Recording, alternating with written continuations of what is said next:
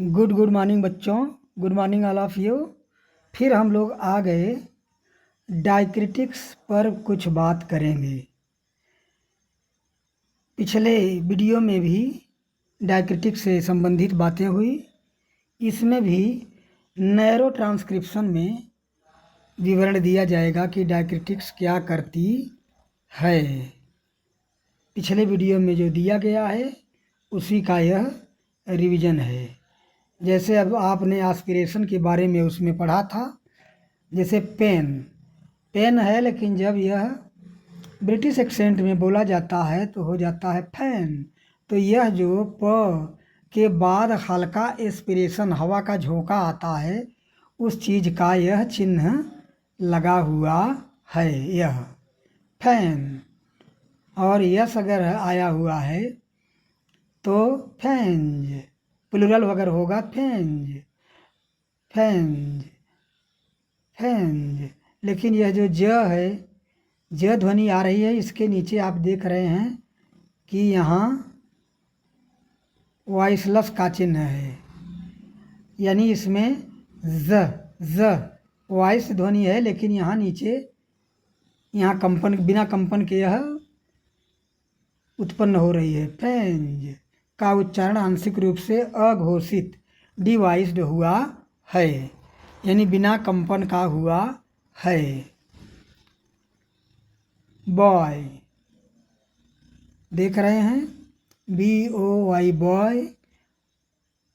ब बोलने में यहाँ कंपन होता है गले में, लेकिन यहाँ आगे स्वर है, इसलिए यहाँ बॉय बॉय बॉय बॉय कोई कंपन नहीं होगा, जिसका चिन्ह यहाँ लगा हुआ है। उच्चारण हल्का आघोषित होगा। बॉयज़ बॉयज़ BOYS बॉयज़, दोनों जगह यहाँ आघोषित हुआ है, दोनों जगह चिन्ह लगा है। ये दोनों ध्वनियाँ ब और ज, ये दोनों ध्वनियाँ गले में कंपन से उत्पन्न होने वाली ध्वनि हैं, लेकिन यहाँ दोनों में कंपन नहीं हो रहा है। बॉयज़ उच्चारण के अंत में आंशिक रूप से घोषित। The book the book the book book, ब के नीचे अघोषित चिन्ह लगा हुआ है वॉइसलेस का। और क में नॉट ऑडिबल रिलीज, जो कि आपको पढ़ाया गया है, यह चिन्ह लगा है कार्नर वाला, देख रहे हैं ना। बुक बुक, पता नहीं वो क की आवाज़ नहीं आ रही है, ये चिन्ह लगा हुआ है यहाँ, ये देख रहे हैं, ये वाला। क के बाद नो ऑडिबल रिलीज है, इसका रिलीज हो रहा है, ध्वनि आगे बढ़ रही है, लेकिन सुनाई नहीं पड़ती है। तो ठीक है, जो आपने पीछे पढ़ा उसको यहाँ देख रहे हैं। मनी, तनाव कहीं नहीं है, केवल स्ट्रेस है, मनी। मुख्य तकनीकी बिंदु को देखते हैं। एस्पिरेशन ब्रिटिश इंग्लिश में प शब्द की शुरुआत में अगर होता है तो एस्पिरेटेड, यानी हवा का झोंका निकलता है, उस झोंके के लिए यह चिन्ह लगाया जाता है, जो कि आप पढ़ चुके हैं। और फिर देखो डिवाइस्ड, डिवाइसिंग का चिन्ह जो नीचे एक सर्कल लगता है, इसे भी आप पढ़ चुके हैं, जो कि ज और स में लगा हुआ है। नो ऑडिबल रिलीज, जिसे आप पढ़ चुके हैं, शब्द के अंत में क आने पर ऐसा होता है, जो कि उसकी आवाज़ नहीं सुनाई पड़ती है, इसे भी आप पढ़ चुके हैं। फिर ब्रिटिश अंग्रेजी में नन रोटिक लहजा होता है, अर्थात ब्रिटिश अंग्रेजी में last are not pronounced. British अंग्रेजी में नन रोटिक लहजा होता है, इसलिए शब्दों के अंत में या व्यंजन से पहले आने वाले आर का उच्चारण नहीं होता है। उसके स्थान पर अक्सर जो वावल होता है, वो वावल जो है लंबा हो जाता है, या स्वा अ की तरफ ध्वनि निकलती है। ये इसका भी देख लेते हैं हम। उच्चारण की कुछ प्रमुख विशेषताएं।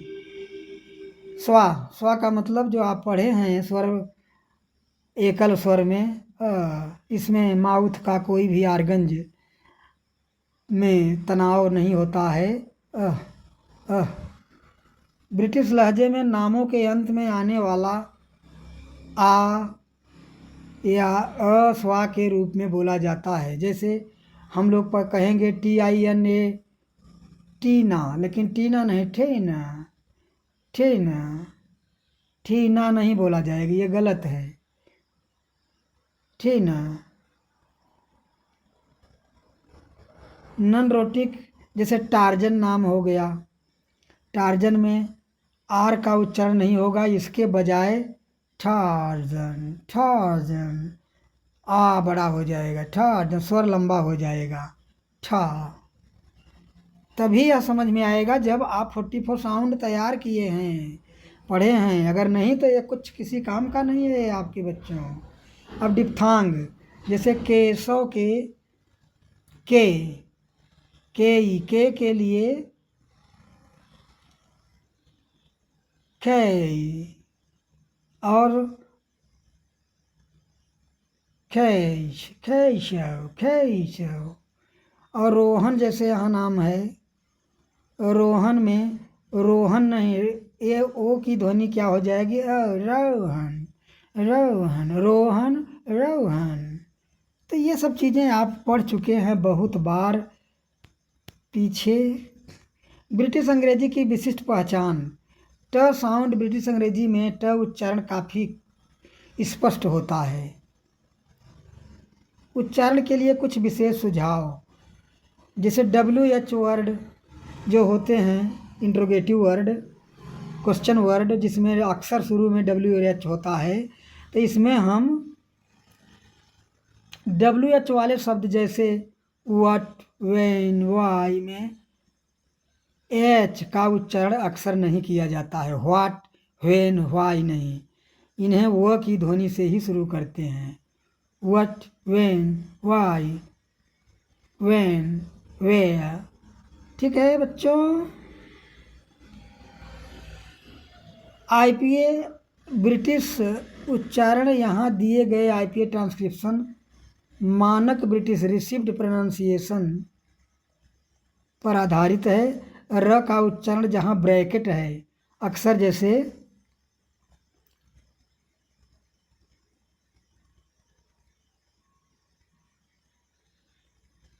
FOR, तो ये आर का उच्चारण नहीं होगा, यहाँ ब्रैकेट में आर लिखकर छोड़ देते हैं, फा। लेकिन ब्रिटिश अंग्रेजी में वहाँ र का उच्चारण तभी होगा जब उसके ठीक बाद कोई स्वर वावेल आएगा। अगर यहाँ अवे कर दिया जाए, अवे, तब ये पढ़ा जाएगा फॉर अवे। लेकिन अगर हिम कर दिया जाए, फॉर हिम, तब ये आर का उच्चारण नहीं होगा। यानी व्यंजन आने पर